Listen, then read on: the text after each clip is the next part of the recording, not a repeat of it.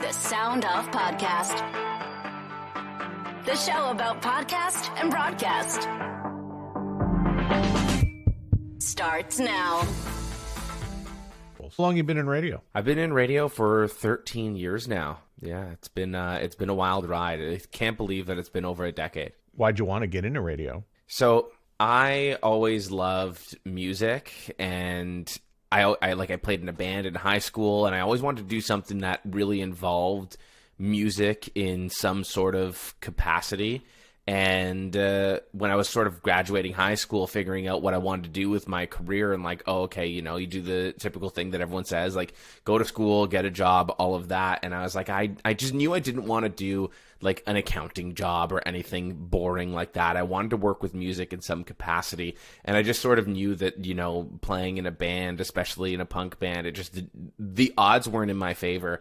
And so I was looking at all the courses and programs, and I saw radio, and I just thought, you know, like from when I was 12 years old, I loved sitting there at night and listening to the radio and listening to my favorite songs, and was like, oh wait, you can actually do that? Like, this is actually a career option. I can go to school, learn this, and do it. So I went to Humber, and as that program sort of went on within radio, the more and more I fell in love with it, and, you know, like connecting with people and connecting with people over music. So my love sort of grew from there, and then just, yeah, I just really fell deep for it and was like, I want to dedicate my life to this. For the people who are watching this on video, it seems like a fairly obvious answer because behind you, you've got some vinyl. And for those on audio, you would not know that, so that it would feel like a very natural conversation. But tell me, what do you like to listen to for music?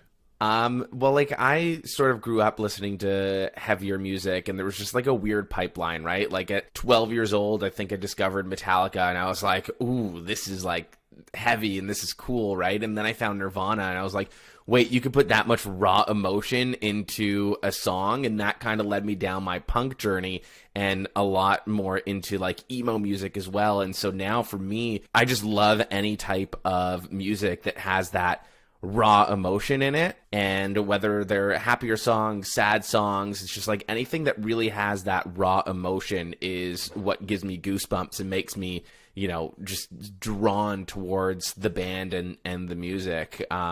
If you look behind me, I mean, it's sort of a variety of stuff. I don't know if you can fully see all of them, but I mean, like, I've got Rancid back there for more of like the punk stuff. I've got some Modern Baseball for more of the emo stuff. I got the Pixies up there. I got City and Color, the Wonder Years. So it's just kind of all that like pop punk, emo, punk type of music. And, you know, it's that type of stuff that really makes me excited.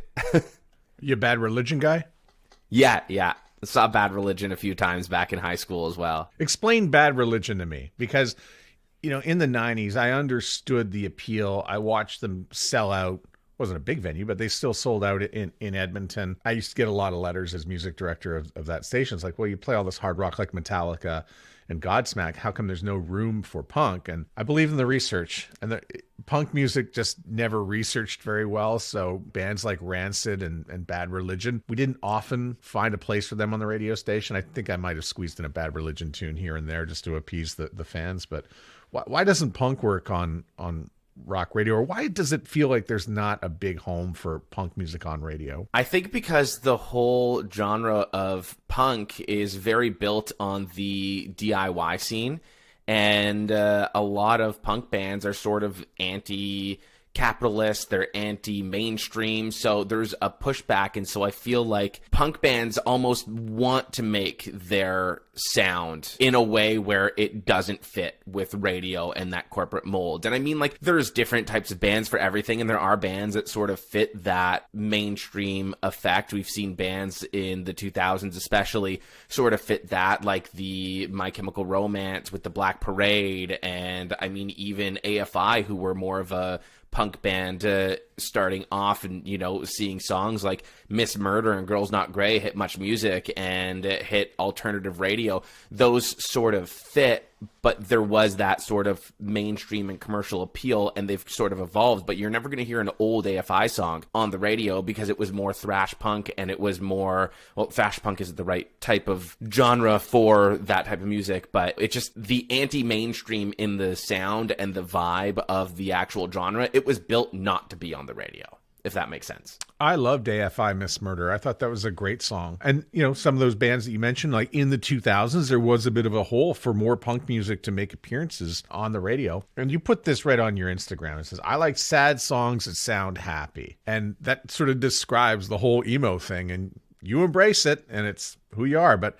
I was adding songs as program director on a rock station. I didn't really understand too much about My Chemical Romance and bands like that. Yeah, but see, the thing is, like, bands like that, they have, with My Chemical Romance, you have albums like Three Cheers where the songs had some mainstream appeal, but then The Black Parade comes out and all of a sudden it's like the anthem of a generation. But that's because that was sort of the point in time where My Chemical Romance really embraced like the mainstream side of it, and that was like their like rock opera ballad type of album, right, where that really blew them up. And now that's also why when you think back to 2000s emo, you think to My Chemical Romance. It's because they put out that one album that had that massive mainstream appeal. But a lot of the other bands like Rancid or Bad Religion, going back to what you were saying earlier, like they're from that like DIY punk scene, and they're not built to, like, the songs that they were writing weren't for that mainstream commercial success. What was your gateway radio station into music? What did you listen to on the radio, if you even did? Because I know you had an iPod, so maybe you spent more time listening on an iPod. It was a mix of both, right? Like, that's why I got into radio. I feel like I was I was like smack dab in the middle of that generation between radio and iPod. And I would spend my nights listening to The Ongoing History of New Music with Alan Cross, right? Like, that was it. And then, The Edge also had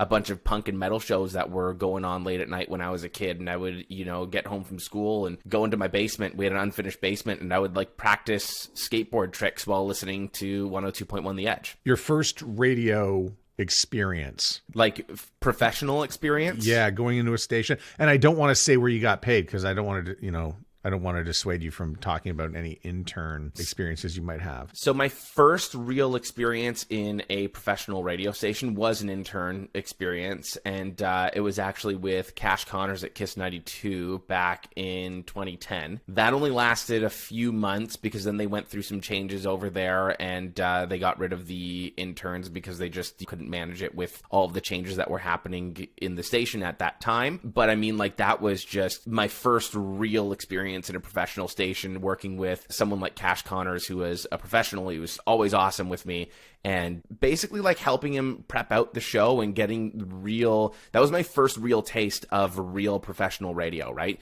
He'd be like, I have all these artists coming up. This is what I'm talking. Like, look up some artist news, and I was almost like a little bit of a content producer there as this 18-year-old in a radio station, sitting there like looking up stuff, answering phones, and like taking requests from people when, the phone lines were just constant at that time as well. That was my first real experience working with a professional radio station. And at one point you did move out west. Yeah. So my career kind of had that internship for a couple of months. That ends. I go back to school. I still had a year left in school. And then towards the end of my final year, this lovely man named Scott guest speaks in one of our classes. And after that class, I went to him like, hey, look, I'm looking for internship or board op opportunities, like entry-level gigs. And he had told me that we have an internship program coming up for the summer. He's going to be hiring for that soon, and to shoot him an email. And now he was the APD at AM 640 at the time.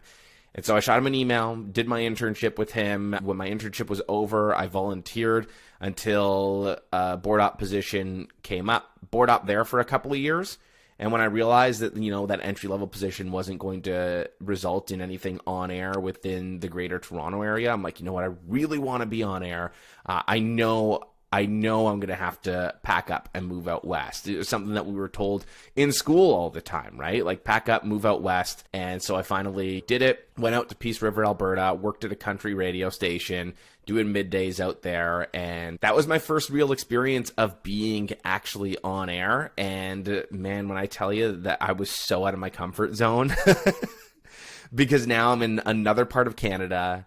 It was also new to me. I'm working on a country radio station. I've never listened to country music in my life before then. And looking back, I made so many awesome friends, such an amazing experience. I recommend any new person to the industry to sort of move out west and get that experience. It was just like the coolest thing. And then from there, I did some stuff in Thunder Bay and then worked my way back down into Southern Ontario. Was working in Wingham for a while and Barrie. And yeah, that's sort of the story of my career. Give me the country artist whose name you mispronounced in Peace River. Oh, whose name I mispronounced? I don't know, because here's the thing. I get to Peace River and I was very upfront with the PD, like, hey, look, like, I know I'm joining a country radio station. I just really want to do radio. I don't know much about the genre. I'm going to learn. And so the second I got there, we went into the studio and he went through the full log in Media Touch and was like, all right, how do you pronounce this person? And I would say it, and I got majority of them wrong, and he would correct me. So at least this way, when I went on air, I was saying their names right. And if I had an artist that I didn't know how to pronounce,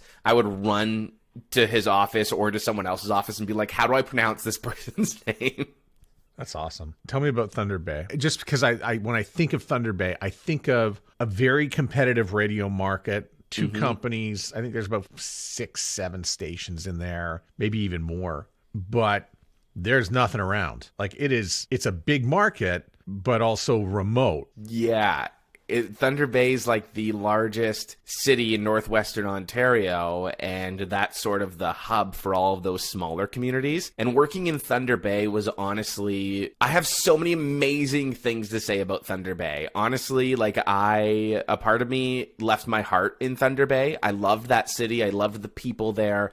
It was just the coolest experience. And, if I didn't have friends and family over here that I was working towards getting back here, I'd probably still be in Thunder Bay. Like, there's just so many amazing things to say about that city. I mean, I was even DJing people's weddings on the side. When I left, friends were telling me, listeners are asking where you went. And it was just, I really did leave a part of my heart in Thunder Bay. So many amazing things to say about that place. And in terms of competitive market, there are two companies that I guess really go at each other, right? Yeah, I think it's Dougal and Acadia Broadcasting, which were the big two up there. And then I think they have CBC as well, but CBC really wasn't a focus in terms of that competitiveness, but it's competitive.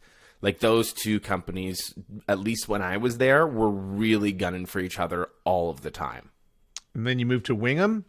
Getting a little closer to home? A little closer to home. Now I'm within a 2-hour drive of home, which was nice. And, being able to go home on the weekends and family events and all of that and not having to hop on a flight. So that was really exciting. And Wingham, I worked for Blackburn out there. And that was another great experience because I think I'm one of those people that's very fortunate that I've worked with so many great people in this industry. I feel like as this industry gets smaller, the people just get better, as weird as that sounds. But it's just like people that are in the industry genuinely want to be there. They are super friendly, and the industry has a way of weeding out a lot of the people that don't belong there or don't truly want to be there. And a lot of those big egos, right? Like, a lot of those big egos really aren't in radio anymore because radio isn't the same as it was back in the 80s and 90s when we saw a lot of those big egos that were kind of running things. And I don't actually know what it was like because I wasn't around back then, but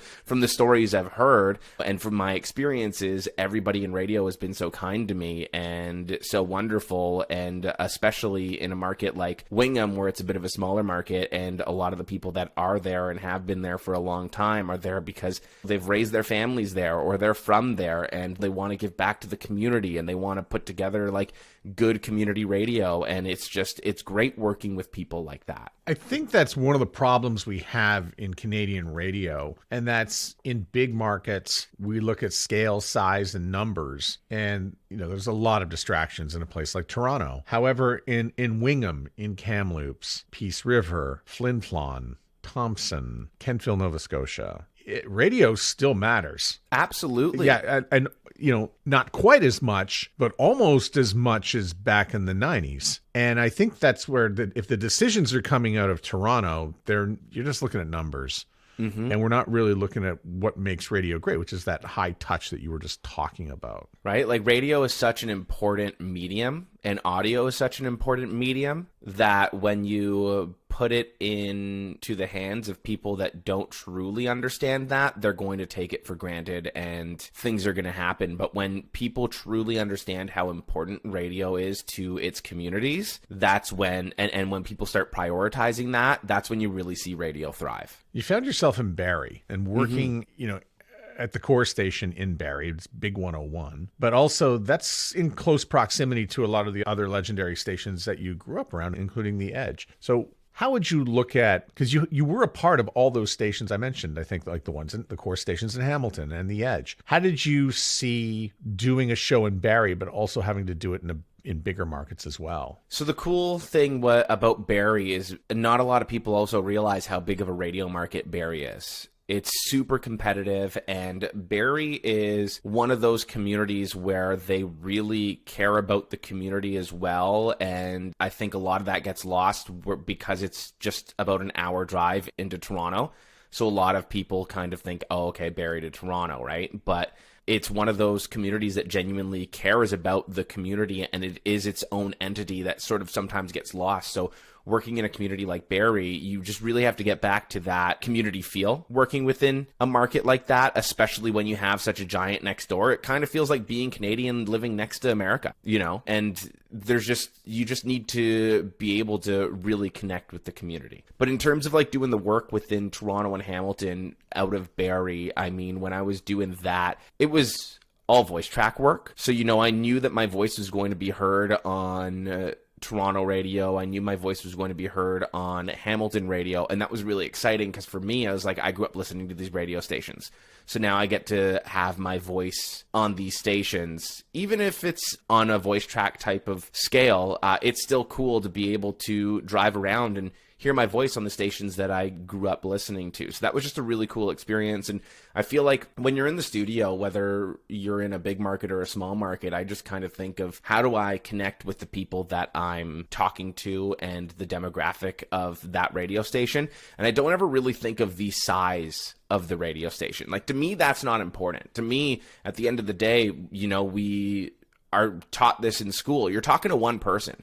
So it's like whether I'm talking on a station in Toronto that has, the reach of millions of people, or on a station in Peace River, which is much smaller, at the end of the day, I'm talking and connecting to that one person. It's such a great way to think about it. I sometimes think that we think about the business so often that you wind up where you have to talk to the diary holders in Barrie, but the PPM carriers in Toronto. And that's a mistake. Yeah. But yet we make the mistake every day because stations are programmed, and at least should be programmed, I think, differently between Toronto and, where there's a, PPM measurement, and in Hamilton where there isn't. But in the end, I think you're right. We should be just talking to people. I think the best that we can do in radio or in any creative industry is to just sort of constantly do your best and grow within yourself and look at yourself, not so much about what the competition's doing or what the market down the street is doing. Think about, what am I doing to make myself better, and what are we doing to make the station better? And overall, if you just basically focus on yourself, eventually the listener is going to realize like, oh, hey, they're actually doing great things over there. And that is going to result in the ratings push, whether it's PPM or diary, right? Like, you just got to look at yourself and do better yourself and grow yourself, and the results will eventually come. But if you're so worried about chasing that number, even if you catch that number for like one quick glimpse, it's gone in an instant because you didn't sustainably build that foundation. Another smart thing you just said, and that's about the competition. You're not worried about what else is on the dial. So in your mind, I know competition exists. So what are you envisioning? when I'm thinking about the competition in particular, You're turning on the microphone, you're doing a break. What are you up against? I'm not even thinking about what I'm up against, to be completely honest, because I can't control what they're doing over there. Like, there's absolutely no control over what they're doing. I just want to do the best that I can do and hope that the listener or my audience feels that it is better than what the competition is doing. So I like that answer. I accept that answer. I also would have accepted that you're up against all the shit people got to do in a day. That too. Yeah. Yes, because it's true, right? Like, you're trying to break their attention or their schedule. The thing is about radio too is that a lot of the times, like you said, they're doing a lot throughout the day, and a lot of the times people aren't listening to the radio that maybe us radio people are listening. They have it at maybe volume 5 and a little bit of a song is down there, and it's like, how do you break through all of that noise of the guy that just cut them off, or the phone call that they're getting? How do you break through, or even the conversation they're having in the car with their friends? To break through that is a whole other challenge. It's the same thing with radio as it is with social media, right? Like, you have so many seconds to sort of catch their attention and get them to either stay with your video or to turn up the radio and hear what you're saying. That there just are so many things that you're competing with in radio. And you're right, though. We shouldn't worry about it, especially 2 seconds before you're about to go in the air. One of the things that you've done, I think, really well, and I need you to speak to this because I know we have an older audience, at least a portion of the older audience, who kind of struggle with keeping social media skills and other tech. But you're a millennial. You're not afraid of any of this stuff. You had the iPod, you threw that away. You probably were first in line to get an iPhone. You have all sorts of toys. You're using great video content. So what are some of the things that you have done to stay on top of all the changes technologically to continue to make yourself viable in radio? I had this conversation yesterday with someone about, if you played in a band, it was always the person who set up the MySpace account and printed out the band flyers and did all of those things that ended up in a creative industry. And it's just because it comes down to like the passion and the love for creating media. Like, when I'm creating social media, I'm thinking of it the same way that I'm thinking of creating content on the radio. To me, doing a radio break is the same thing as putting together an Instagram reel. I'm using the same formula, right? Hook in their attention, give them a good, compelling story, and give them a payoff. That's the same thing with a radio break. You hook them in, you tell them a story, and you engage with them. And that's sort of what I feel like I'm doing on social media. It's not a new formula. But in terms of, like you said, like staying up with the tech, I am a millennial. I was on MySpace at 12 years old and like talking to bands and coding my page. And then MySpace moved into Facebook and, interacting with friends and doing all of that on Facebook and Instagram and all of that. Like, when I went to Peace River, I set up their Instagram account. I really pushed the Facebook page hard because when I got there, they were like, "Oh, this isn't a Facebook town." And I was like, "Oh yeah, I bet."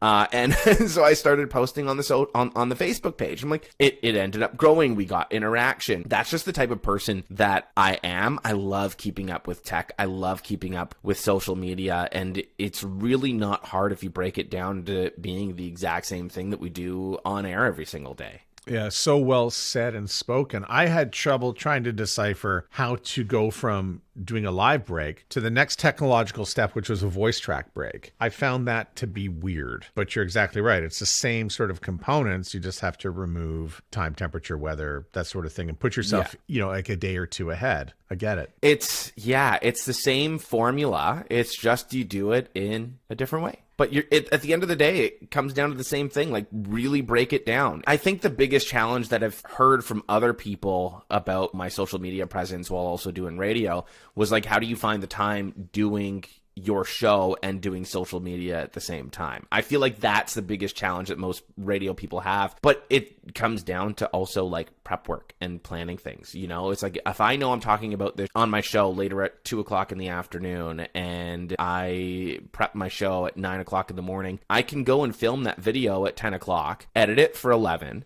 and then, be on air at 2. When it comes to posting to Facebook, Facebook's easy. You copy and paste a link, or you make a meme and you throw it out there, or you throw up a question. Facebook is the easiest. So the people that aren't posting on Facebook during their show, I don't know what you're so busy with. You got 2-3 songs, you can quickly type out a sentence, post a question, throw it up there. The video, I do understand that doesn't come as naturally to a lot of people, and that takes a lot more time and work and thought. But breaking it down, like I said, it comes down to being the same thing as a radio break. So if somebody wants to elevate their game, and I don't know who's left in radio who is not fully participating in anything social at this point, but maybe people need an upgrade. Surprised. Yeah, well, I'm sorry I asked that question, because then within 10 minutes from now, I'm going to find a radio station that is just figuring out how to do their Instagram page. But what are some of the tools of the trade right now that you think would be the minimum for somebody to really participate in going full on social? Like, is it iPhone? Should they maybe look at a Samsung device? Is there what are some of the toys that you would look at? What can they have on their computer? What's a good webcam? What are some of the things that you would be like, I gotta have this before I get to work? Absolutely a smartphone. I mean, most of my videos, if not all of them now, are just shot with this. It's not even a fancy iPhone either. It's a 13. It's just the regular one. It's not a Pro. It's not, and I shoot with my front-facing camera so I can actually see myself. So make sure that you have a phone and tinker with your settings a little bit to make them higher quality. Like, I know a lot of people tell me I'm crazy because I film in 4K 60 FPS on my phone, and that just absolutely sucks the life out of your hard drive. But film in better quality, and then I edit within CapCut. CapCut is the one on the phone app that I would recommend. That's how a lot of people do the fancy captions and transitions and all of that. CapCut is honestly the best free to use editing software for your phone. And just honestly, like, teach yourself, learn, take that initiative. There are so many different accounts on TikTok, on YouTube, on Instagram that'll show you how to edit videos and do cool effects and do captions and all of that. It's just a matter of actually taking that initiative and wanting to do it. I'm just writing down all those notes. Yeah, absolutely. Seems to be, such good stuff. Why is it that you're so unafraid to try stuff? And when I mentioned that, I was like putting the camera at 4K. Who's got space for that? Like, I could put my camera at 4K, but I'm just tired of getting the iCloud notice that I'm out of space.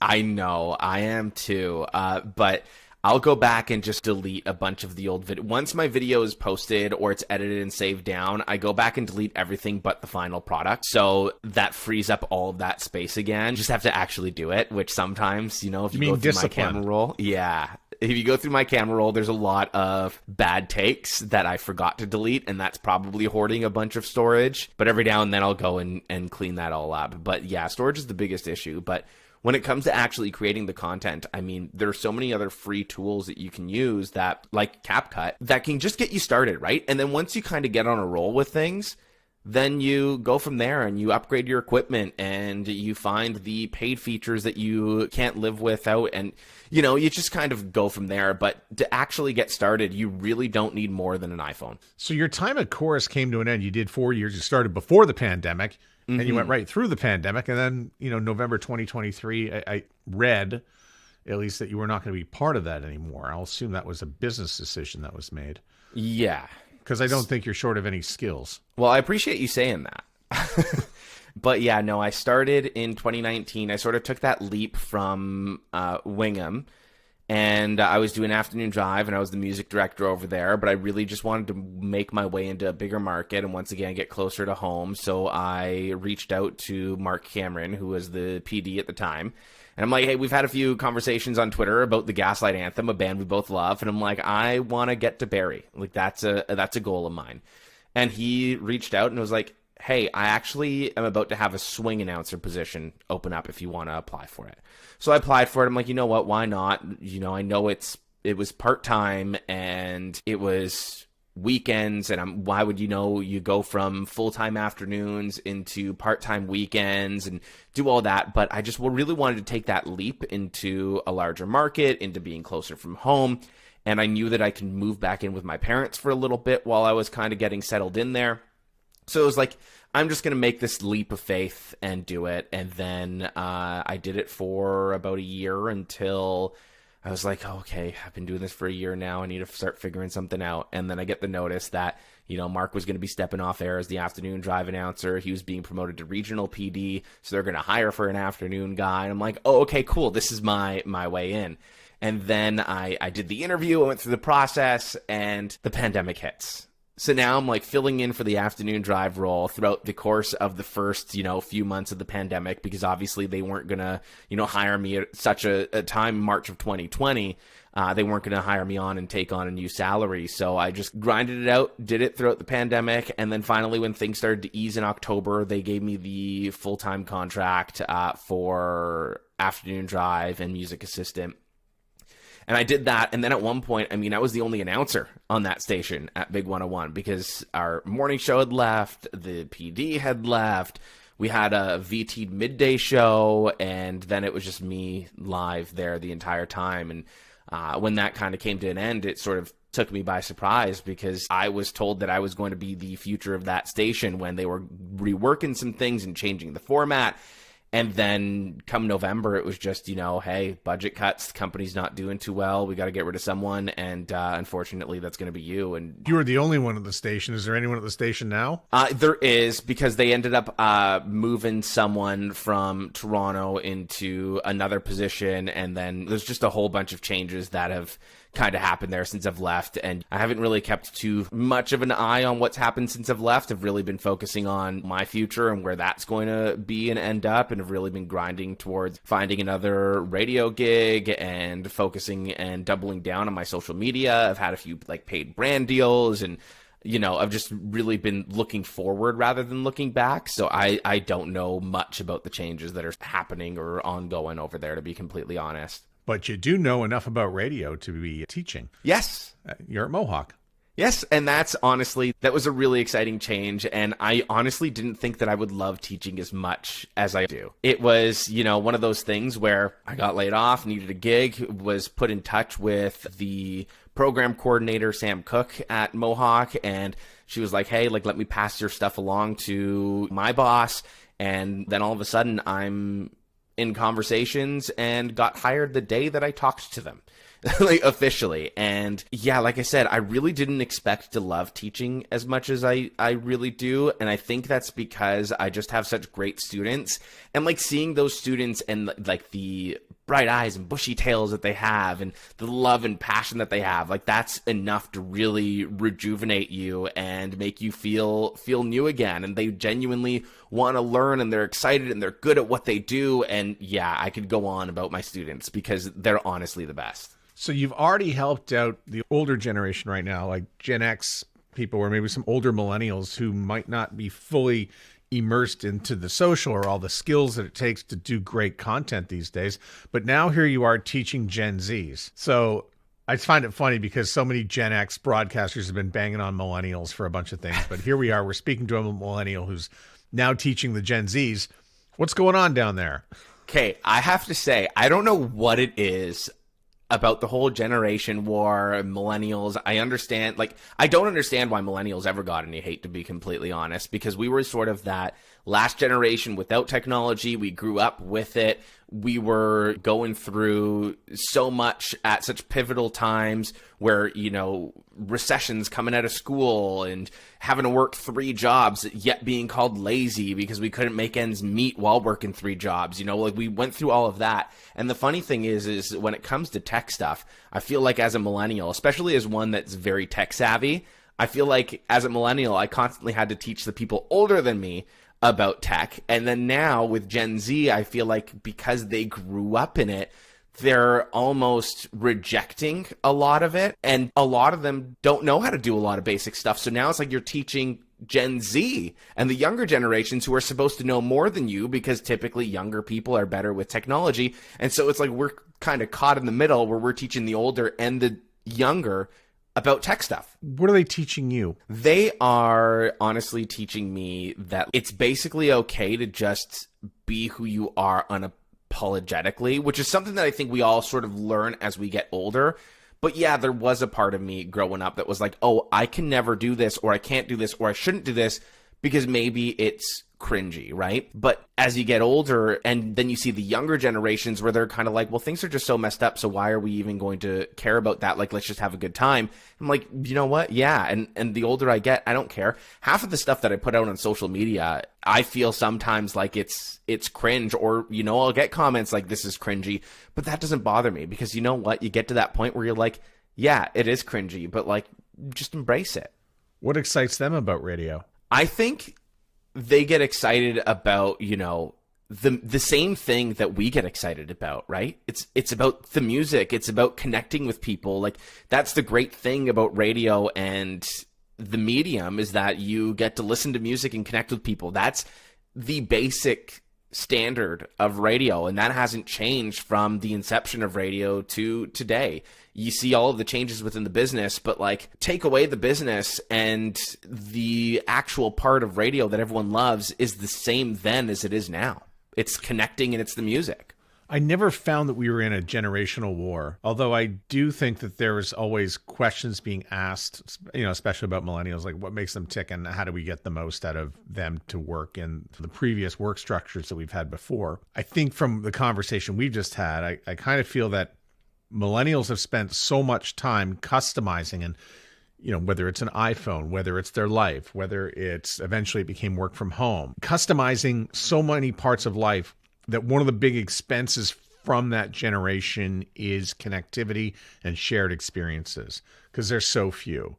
And I look at the Grammys a few weeks ago, where a lot of people did enjoy the music, as it were, and music is very connective still. And perhaps I do think that Gen Z hungers for more connectivity and shared experiences. I think the main difference between millennials and Gen Z is that, you know, millennials are looking for connection in any way possible. I mean, we grew up on MSN, we grew up on Facebook, and all of these different avenues that were ways that we can connect to as many people that looked or felt the same way as us right from the comfort of our own home. Whereas I feel like, from what I'm seeing from Gen Z, it feels like because they've always had that connectivity to the whole world and they grew up with that, they want more of that like real connection. And they almost like want what the Gen X had pre-technology. We're seeing trends with Gen Zers that are ditching their iPhone for flip phones because they're just like, you know what, I'm just overly connected and I'm sick of it. Isn't that wonderful? It is in its own way. I can't imagine ever doing that now as a millennial. I don't think I could ever ditch the iPhone for a flip phone. But I mean, the flip phone was my first phone, you know, and that was cool, where the millennials are T9 text warriors. I'm willing to bet I still could text on a T9. What do you want to have? And by the way, I know what people are thinking. A T9 is basically where you click like C. So you have to click the number two times button, three times to get the C. Yeah. See, that's how I told you, I still remember them all. I didn't remember. Is the A, B, C, is that in the 1 or the 2? Yeah. Okay. The 1 was voicemail. You'd hold down voicemail and that was speed dial. And then 2 was ABC. 3 was DEF, yeah. And then it went down that way. I used to work at Canadian Tire when I was a teenager. It was one of my first like real retail jobs, and I would quickly, like, we weren't allowed to have our phones, but I would quickly check my phone, put it into my pocket, and I would type out my reply with my hand in my pocket and send out the text message without even looking at the phone. Well done. What do you want to happen next for you in life? That's a tough question. And career-wise? I honestly, I don't know. I'm sort of at that point. I think that, you know, with what happened in November, it was like a rock in the train track. And now I'm just sort of at that point where I don't have a clear picture anymore, right? Because it derailed some things and some plans. And now I'm like, I'm open to different things happening. And that's kind of freeing in its own way, right? Where it's like, I don't know where I'm going to be in 5 years, but I'm open to basically every opportunity. And now I just kind of get to sit back and have fun and keep my options open. And, you know, in 5 years, look back and be like, well, that was a fun, wild ride. And who would have thought that I'd be here? Matt, thanks so much for doing this and being on the podcast. I appreciate it so much. Thank you so much for having me on. This was so much fun. The Sound Off Podcast is written and hosted by Matt Kundle. Produced by Evan Serminski. Edited by Chloe Emo Lane. Social media by Aiden Glassy. Another great creation from the Sound Off Media Company. There's always more at soundoffpodcast.com.